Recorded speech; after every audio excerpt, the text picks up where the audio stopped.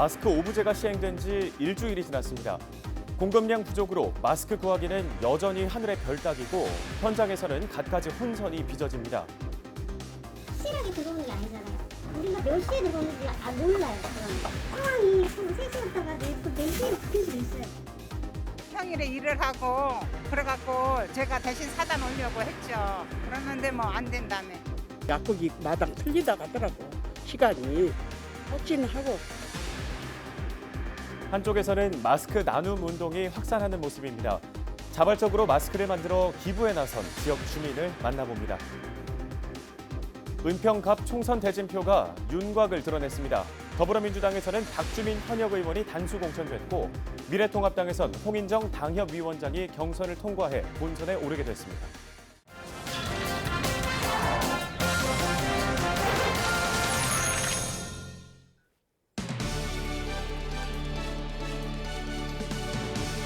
시청자 여러분 안녕하십니까?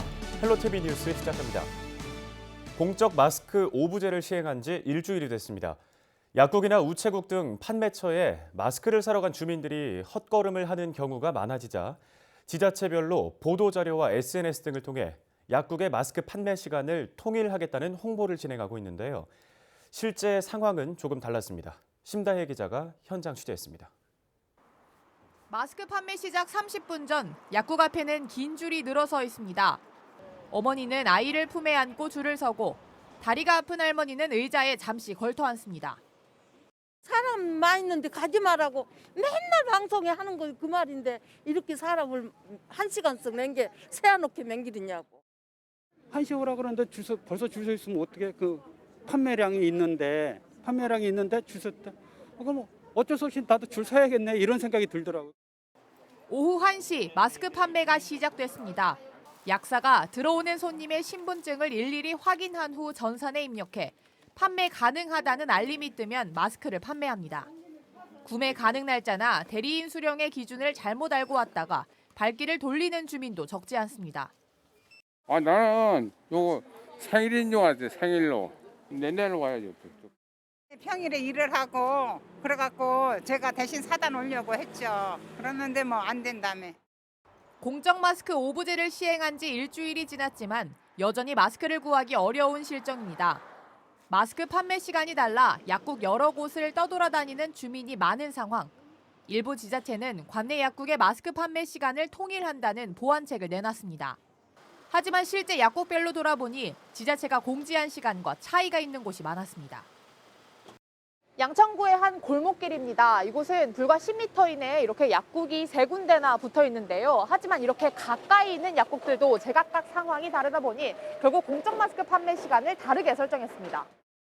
이렇게 하루 조리에 시달리다가 밥 좀 먹으려고 하는 시간에 무슨 구청 직원들도 아니고 약사들이 그리고 일방적으로 정한 거예요. 1시, 5시간. 카톡방에 난리 났어요. 여기서 2시, 나는 2시밖에 못 판다, 3시밖에 못 판다. 약사들이 다 개인 사정이 있는 건데. 확실하게 들어오는 게 아니잖아요. 우리가 몇 시에 들어오는지 몰라요. 상황이 3시였다가 또 4시에 바뀔 수도 있어요. 상황이 이렇다 보니 지자체는 홈페이지를 통해 약국별 판매 시간을 계속 수정해 공지하고 있습니다. 하지만 노인들은 컴퓨터가 익숙치 않아 결국 돌아다니면서 알아보는 방법을 택합니다. 아니 그렇게 돌아다니게 보는 거 약국이 마당 틀리다 가더라고. 시간이 확진하고 발품을 팔아야 얼른 사지. 약사들의 피로감은 누적됩니다. 아시는데 아셔도 불안하니까 뭐라고 해서 판매 시간 통일도 결국 무용지물이 된 셈. 지자체는 약사회와 협의해 시간을 통일하고자 했지만 필수가 아닌 권고 사항인 만큼 강제할 수 없다고 설명합니다. 한 100군데 정도는 1시, 5시를 고수하실 것 같고 지금 자율로 한 80개가 가실 것 같아요. 15군데 자율로 이렇게 체크를 해서 올리셨더라고요. 그랬더니 이제 그걸 보고 약사님들이 이제 나도 그럼 자율로 그렇게. 근데 약사님들은 각자 개별 상황들이 있으시니까. 마스크 오부제 시행의 보완책으로 판매 시간 통일이라는 카드를 꺼내든 지자체. 하지만 시시각각 상황이 달라지면서 약국들도 결국 자체 판매 시간을 설정하고 있습니다. 결국 오늘도 주민들은 마스크 판매처를 찾아 헤매고 긴 줄을 기다리고 있습니다. 헬로티비 뉴스 심다입니다. 네, 이런 마스크 수급난 속에 마스크를 구하기 특히나 어려운 주변의 취약계층들을 위해 자발적으로 마스크를 제작해 기부에 나선 이들의 얘기가 귀감이 되고 있는데요. 응암 3동 지역사회 보장협의체의 박영숙 위원장 연결해서 자세한 얘기 들어보도록 하겠습니다. 위원장님 안녕하십니까? 네, 안녕하세요. 네. 요즘에 내가 쓸 마스크 하나 구하기도 정말 힘든 실정인데 이런 상황 속에서 직접 그것도 사비로 마스크를 제작해서 이웃들에게 나눠줘야겠다 이런 결심을 하시게 된 계기부터 듣고 싶습니다. 아, 네. 저희가요, 지역사회보장협의체라는 그 단체 모임을 하나 하고 있는데요. 지역에 뭐 좋은 일을 할 수 없을까 생각하다가 길을 지나가는데 어르신들이 너무 많이 줄을 서 계시는 거예요. 마스크를 사시려고. 예. 그래서 그걸 보고 우리 그 아는 언니들이랑 몇 명이서 마스크를 한번 만들어 보자 해서 시장 가서 천을 떠다가 마스크를 만들게 됐어요. 네. 요새 뭐 필터 마스크는 물론이고 면으로 된 마스크도 구하기가 참 힘든데 이 마스크를 전달받은 주민들의 반응은 좀 어땠나요? 아, 네. 그 마스크를 저희가 만들기는 한 500개 만들었는데요. 저희가 전달하려고 보니 또 취약계층을 저희가 속속들이 알지는 못해서 그 500개 정도는 주민센터 동장님께 넘겼고요. 예. 그리고 또 남는 거를 좀 만들어서 저희가 가까이 계시는 분 또 할머니들을 좀 드리고 또 저희 친한 분들 몇 개 드렸더니 마스크 구하는데 이거 만들어가지고 너무 좋다고 반응이 너무 좋더라고요. 그래서 여력만 되면은 더 만들고 싶은 생각도 들기도 했어요. 네, 알겠습니다. 요즘 이 코로나19가 계속해서 확산되고 있고 지역 곳곳에서 확진자들도 늘어나고 있는 상황인데 주민분들 사이에서 좀 어떤 얘기 나누고 계신지 궁금합니다. 주민들이 많이 불안해하지요. 그리고 사망자도 계속 늘어나고 있으니까 밖에도 못 나가고 집에서 갇혀 있는 그런 저기로 있는데 많이 불안하기도 하고 또 저희가 전번에 마스크 만드는데 그 사이에 응암 3동에도 확진자가 나왔더라고요. 예. 그래서 많이 놀랬고요. 좀 우리 자체도 많이 불안해하긴 하는데 할머니들도 많이 불안해하시고 그래서 빨리 끝났으면 좋겠다고 이거 만들면서도 그런 얘기 많이 했고요. 저희가 이 마스크를 만들긴 만드는데 이 마스크를 안 쓰고 돌아다닐 수 있는 그런 날이 빨리 왔으면 좋겠다 이런 얘기들을 많이 하셨어요. 예. 뭐 공무원들도 다 고생하시고 의료진도 다 고생하지만 될 수 있으면 빨리 끝났으면 좋겠다는 생각들을 많이 하시지요. 네. 이제 끝으로 취약계층들을 위해서 기부나 뭐 자원봉사를 하고 싶어도 어떻게 시작을 해야 되는지 모르시는 분들이 계실 것 같아요. 이분들을 위해서 한 말씀 해주시죠. 봉사를 하려고 생각하면 자원봉사 단체도 많이 있고요. 또 그 주민센터 안에 여러 단체들이 있어요.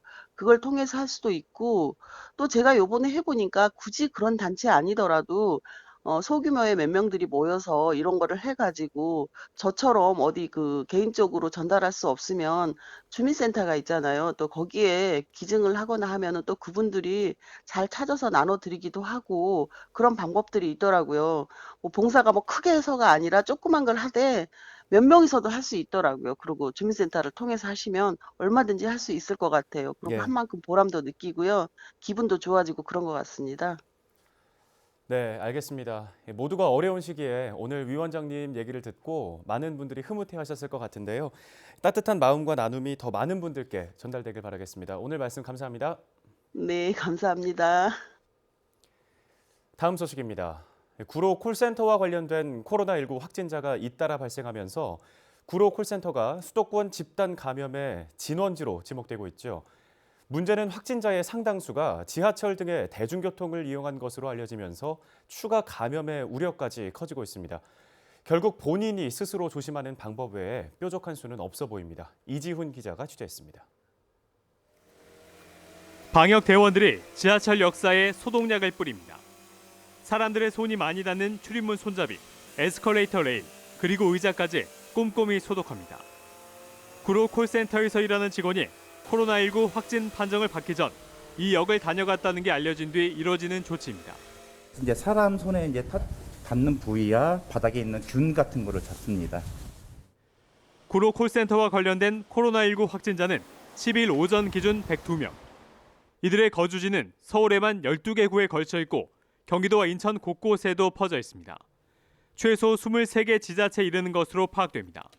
수도권 최대 규모의 집단 감염 사례입니다. 문제는 확진자 상당수가 확진 판정을 받기 전 지하철과 버스 등 대중교통을 이용했다는 것입니다. 지침상 확진자와 2m 이내에서 접촉한 사람을 밀접 접촉자로 분류하는 것을 고려하면 확진자와 동승했던 승객 상당수가 안심할 수 없는 상황입니다. 만약 확진자가 마스크를 끼지 않았다면 감염 위험은 훨씬 높아집니다.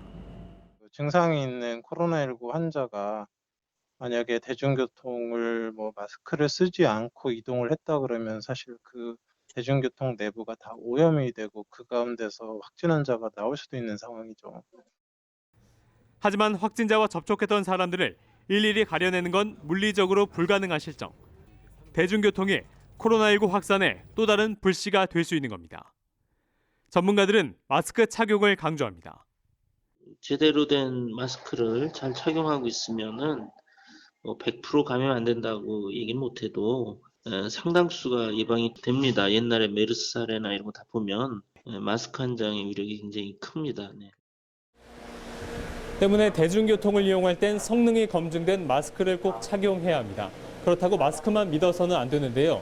바이러스가 묻어 있을지 모르는 이런 손잡이를 만질 경우 입이나 코에 손을 갖다 대서는 안 됩니다. 수도권 3개 지자체는 구로 콜센터를 통한 추가 감염을 예방하기 위해 대중교통 방역에 총력을 기울이고 있습니다. 또 서울시의 경우 특정 시간 대중교통에 승객이 붐비는 것을 예방하기 위해 시청과 산하기관 직원을 대상으로 출퇴근 시차제를 도입하기로 했습니다. 헬로티비 뉴스 이지훈입니다. 코로나19의 확산으로 많은 사람들에게 축복을 받아야 할 결혼식까지 연기되거나 취소되는 사례가 잇따르고 있습니다. 신혼여행을 가더라도 해외 대신에 국내 여행으로 변경하고 있다고 하는데요. 상황이 이렇다 보니 웨딩과 여행업계도 깊은 수렁에 빠졌습니다. 차선영 기자의 보도입니다. 예정대로라면 지난주 토요일 결혼식을 했어야 할 이재승 씨. 1년 동안 설레는 마음으로 준비했지만 코로나 사태로 계획은 물거품이 됐습니다. 예식부터 스튜디오, 뷔페 등 예약 취소에도 큰 어려움을 겪었습니다. 결혼식을 하기도 전 떠나게 된 신혼여행 역시 해외 대신 국내 여행을 택했습니다. 계약돼 있는 곳을 하나씩 다 일일이 다 전화해서 이제 연기를 다 신청하고 그랬어요. 그 취소를 하거나 연기를 하거나 그렇게 했는데 그때 이제 그 과정에서 이제 보통 바로 대뜸 첫 마디가 이제 위약금은 이제 어떻게 하실 건지가 바로 나오더라고요. 그런 부분이 사실 저는 이거 결혼 준비하는데 1년 걸렸거든요. 올봄 예식은 대부분 올 가을이나 내년으로 미뤄진 모습입니다. 결혼식은 물론이고 경조사가 줄줄이 취소되면서 뷔페 업계도 줄도산 위기입니다. 웨딩을 계약하실 때 식사와 다 같이 계약을 하시거든요. 그러니까 지불 보증을 다 하시게 되잖아요. 그래서 이제 뷔페 같은 경우가 타격이 제일 크죠. 결혼식이 취소 연기가 되고 식사 인원이 당연히 없고 모든 돌잔치, 모든 행사들이 이제 없어지다 보니까. 국내 여행객을 대상으로 여행업을 하고 있는 부산의 한 여행사를 찾아가 봤습니다. 사무실은 직원 한두 명을 제외하곤 텅 비었습니다. 2월에만 취소가 140여 건, 3월에는 예약률이 0%입니다. 최근에 2명의 신규 직원까지 채용했지만 개점 휴업 상태입니다. 사스라든가 리만 브라더스 사태라든가 아니면 메르스 그리고 후쿠시마 원전 이런 것들이 터졌을 때도 어느 정도 회복이 됐었던, 그리고 이제 그 와중에서도 예약은 조금씩 있었거든요. 그리고 이제 중요한 건 미래를 예측하기 힘들기 때문에. 4월 초 벚꽃 시즌이 찾아왔지만 한국을 찾는 해외 여행객들의 발길은 또 끊겼습니다. 입출국을 금지하는 나라들이 늘면서 한국에 올 수 있는 항공편을 구하기도 어려워 줄 취소가 이어지고 있습니다. 벚꽃 기간 이제 준비를 하고 예약을 받는 기간인데 작년 기준 한 2,600명 정도, 한 열흘 정도 모객을 했었는데 지금 같은 경우는 거의 다 빠졌어요. 결혼이나 여행 등 일상적으로 누렸던 일들이 불가능해지면서 웨딩업계와 여행업계는 깊은 수렁에 빠져드는 모습입니다. 헬로티비 뉴스 차선영입니다. 다음 소식입니다. 학교의 개학이 연기되면서 갈 곳 없는 학생들은 삼삼오오 모여 PC방과 노래방 등의 방역 사각지대로 향하고 있습니다. 하지만 시설 대부분은 소독과 방역은 물론 밀폐된 공간인데다가 환기도 어려운 상황입니다. 이정아 기자의 보도입니다. 인천의 한 스터디 카페. 학생들이 학교 대신 공부할 수 있는 공간을 찾았습니다. 모의고사도 미뤄지고 아마 여름방학도 줄어들 테고 마스크 쓰고 나오면은 괜찮을 거라고 생각을 해서 이렇게 나왔습니다. 감염에 대한 걱정도 있지만 시간마다 소독하는 스터디 카페는 그나마 상황이 낫습니다. 인근의 동전 노래방은 이른 아침부터 중학생들이 찾아옵니다. 저렴한 비용으로 무료한 시간을 보낼 수 있기 때문입니다. 학생들은 밀폐된 공간에서 마스크 없이 30분 이상 머물며 노래 부르기에 열중합니다. 코로나 때문에 딱히 갈 곳이 없어가지고 매일 코인 노래방에 와서 10곡씩 부르고 가요. 또 다른 PC방도 상황은 비슷합니다. 키보드와 헤드셋 등은 여러 사람이 공용으로 사용하고 있습니다. 거리로 나온 청소년들이 사실상 감염에 취약한 PC방으로 대거 몰리고 있습니다. 친구들이랑 계약을 아직 안 해서 갈 데가 없어서 왔어요. 걱정되는데 애들이 하도 오고 싶다 그래가지고 잠깐 왔다 갔어요. 다중이용시설 자제 권고에도 현실적으로 학생들을 일일이 통제할 수 없는 상황. 앞서 부산과 경남에서는 PC방과 동전 노래방에서 각각 코로나19 확진 사례가 나오기도 했습니다. 지자체도 비상이 걸렸습니다. 당분간은 PC방이나 코인 놀이방에 대한 출입을 조금 자제해 주셨으면 합니다. 실내 환기를 좀 수시로 해주시고 각종 기기들을 즉시 소독을 해주시기를 당부드립니다. 미뤄진 계약에 학생들이 몰리는 다중이용시설에도 방역 구멍이 우려되면서 각별한 주의가 필요합니다. 헬로티비 뉴스 이정아입니다.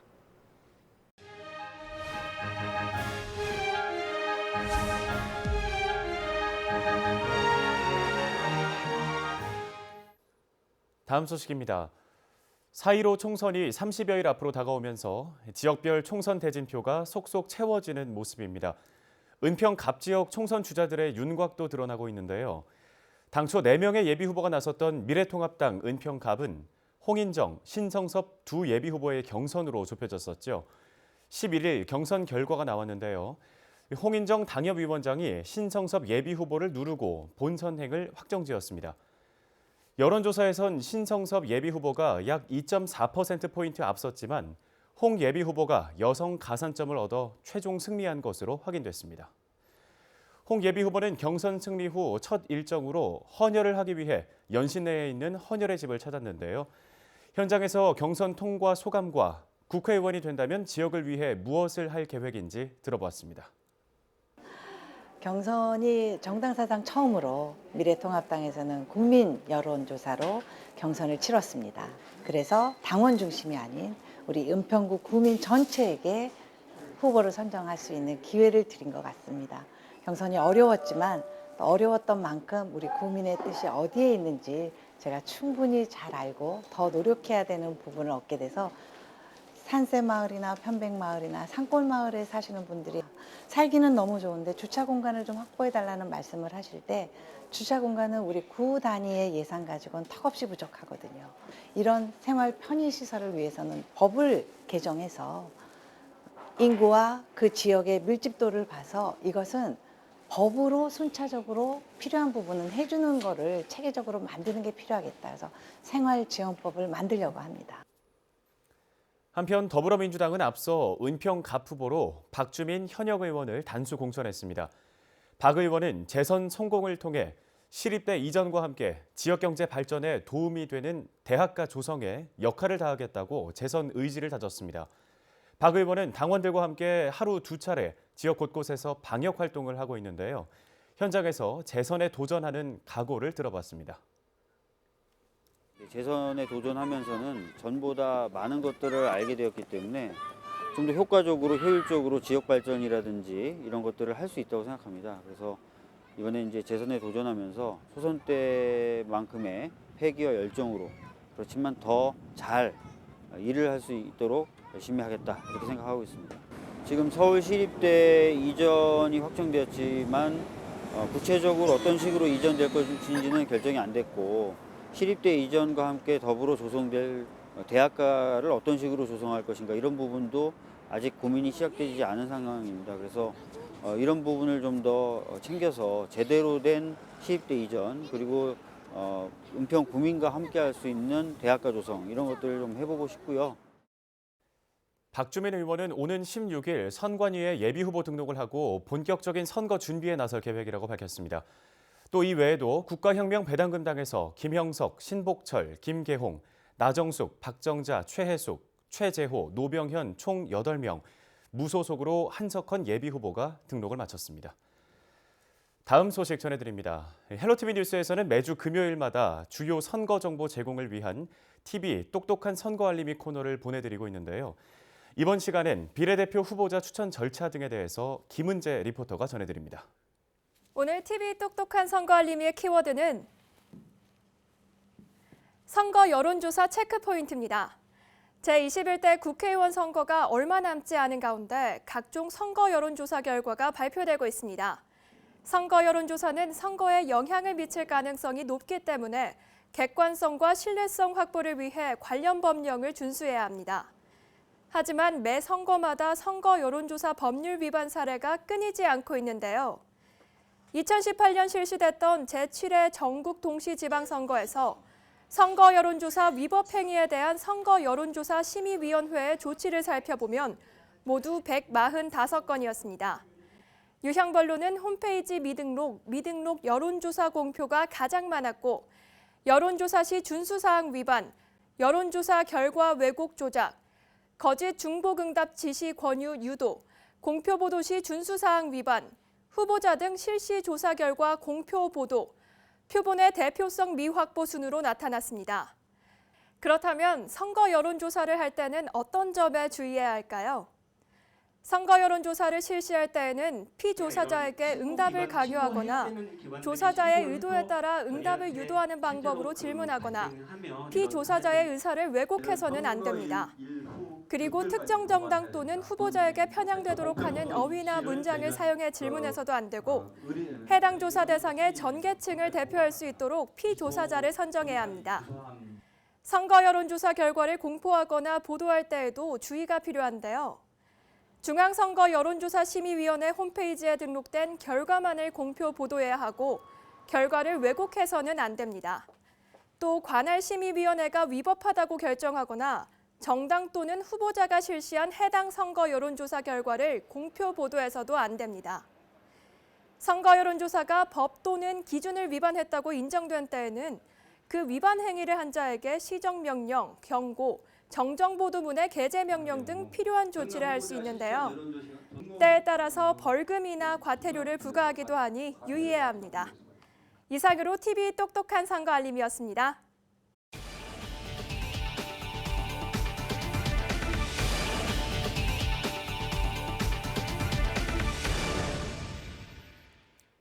은평구가 관내 임신부에게 마스크 2매를 지원하기로 했습니다.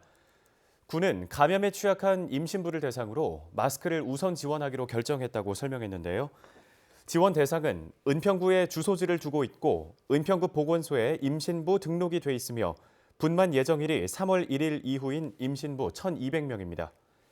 구는 1인당 마스크 2매와 코로나19 예방 안내문 등을 동봉해 주소지로 우편 발송할 예정입니다. 서울시가 코로나19로 피해를 본 노동자를 위한 대책반을 가동합니다. 시는 공인노무사와 변호사 등 전문가의 상담을 통해 노동자별 권리 침해 상담을 진행하고 필요할 경우 소송 대행까지 지원하기로 했습니다. 상담은 코로나19로 인한 휴업수당 미지급과 일방적 계약 해지, 무급휴직 강요 등을 집중적으로 다룰 예정입니다. 서울시가 코로나19로 아르바이트나 일거리가 끊긴 청년을 위한 긴급 지원책을 내놨습니다. 서울시는 청년 500명에게 3월과 4월 2달 동안 월 50만 원의 청년 수당을 긴급 지원하기로 했다고 밝혔습니다. 지원 대상은 기존에 하던 아르바이트 등 단기 일자리를 1월 20일부터 3월 20일 사이에 코로나19의 여파로 그만두게 된 미취업 청년인데요. 대학 재학생이나 휴학생 등은 신청할 수 없고 3개월 이상 근무하다가 퇴직한 경우에 먼저 지원합니다. 신청 기간은 오는 20일까지입니다.